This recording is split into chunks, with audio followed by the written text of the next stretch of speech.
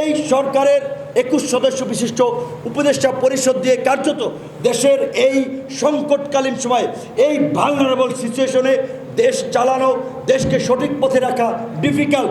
Minimum সেখানে আরও 8-10 জনকে অন্তর্ভুক্ত করতে হবে, এবং সেই 8-10 জন আমি মনে করি এই যে 21 জন যারা গিয়েছেন তারা ম্যাক্সিমাম না, সবাই অরাজনৈতিক, তাদের কোনো রাজনৈতিক ব্যাকগ্রাউন্ড নাই। কিন্তু এইখানে বিএনপি, জামাত, গণ অধিকার পরিষদ সহ মেজর পলিটিক্যাল পার্টিগুলোর কনসার্ন নিয়ে যোগ্য, দক্ষ, সৎ, সাহসী যারা এই অন্তর্বর্তীকালীন সরকারে যাবেন, পরবর্তীতে তারা রাজনীতি করবেন না, এই কমিটমেন্ট অন্তত আরও 8-10 জনকে এই সরকারের কাঠামোতে অন্তর্ভুক্ত করা দরকার। একজন উপদেষ্টা আগে তিনি মন্ত্রী ছিলেন না, এমপি ছিলেন না, কাজী হঠাৎ করে যদি তাকে 2টা, 3টা, 4টা মন্ত্রণালয় দেয়, এটা ছেলে খেলা না, এটা সামলানো যাবে না।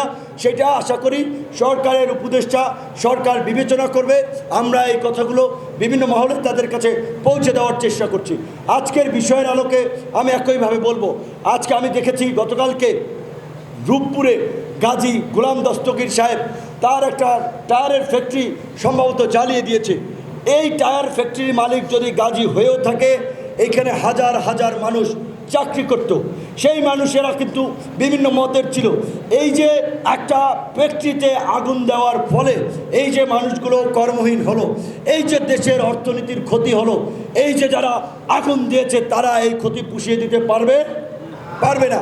কাজেই কোনো শিল্প কল কারখানায় ভাঙচুর চালানো যাবে না, অগ্নিসংযোগ চালানো যাবে না। গাজী যদি অপরাধ করে থাকে অবশ্যই তার অপরাধ সীমাহীন, তাদের বিরুদ্ধে আইনের আলোকে ব্যবস্থা নেওয়া হবে। আমি মনে করি এই যে খন্দকার এনায়েতুল্লাহ 1000 কোটি টাকার মালিক অন্তত, তাহলে তিনি এই টাকা শ্রমিকদের রক্ত চুষে নিয়েছেন, তাকে গ্রেপ্তার করে তার এই সম্পদ বাজেয়াপ্ত করে শ্রমিকদের কল্যাণে ব্যয় করার উদ্যোগ নিতে হবে।